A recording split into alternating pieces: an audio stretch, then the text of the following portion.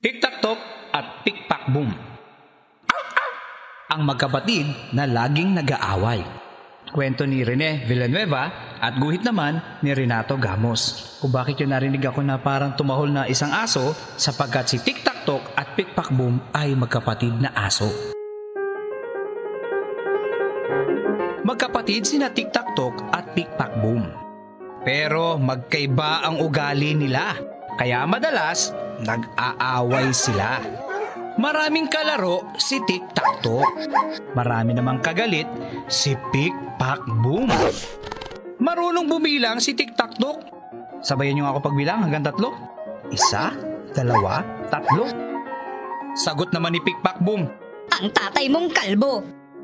malusog si Tiktaktok dahil mahilig siya sa gatas, gulay at itlog. Pero sakitin o madalas magkasakit si Pikpakboom dahil mahilig sa soft drinks, tsokolate at candy. Tumutulong si Tiktaktok sa kanilang tatay at nanay. Pero si Pikpakboom laging naglalaro sa lansangan. Isang araw, may napulot na karne si Tiktaktok. Sabi niya kay Pikpakboom, Tingnan mo ito.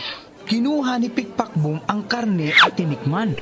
Ang sarap! Sabi ni Pikpakboom. Mabilis na tumakbo si Pikpakboom.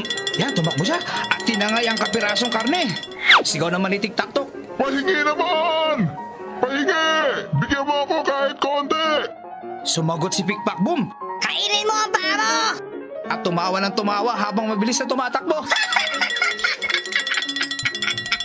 At naghabulan ng dalawa. Nakapagtago agad si Pikpakboom. Hingal na hingal naman si Tiktaktok. Nang hindi makita ang kapatid, naupo na lamang si Tiktaktok. Habang nagpapahinga si Tiktaktok, may dumating na isang matadero o yung nagkakatay sa palengke. Sabi niya, May nakita ka bang magnanakaw na may daladalang karne? tanong sa kanya ng matadero. Wala ho. Sagot ni Tiktaktok, Ninakaw pala o kinuha ang karne sa palengke. naisip ni Tiktaktok. Masamang kainin ang karning yun dahil bulok na at may lason pa sa daga. Sabi ng matadero. Tumakbo agad si Tiktaktok at sumigaw ng ganito. Pikpakboom! Pikpakboom! Huwag mong kainin ang karne! May lason pala yan! Nang makita nila sa isang sulok si Pikpakboom ay umiiyak ito. Aray ko po. Ang sakit ng tiyan ko. Sabi ni Pikpakboom. Pinahiga agad ng matadero si Pikpakboom. Diniinan niya ito sa tiyan hanggang magsuka ng magsuka. Pagkatapos kumuha ng tubig si Tiktaktok at pinainom ang kapatid niya.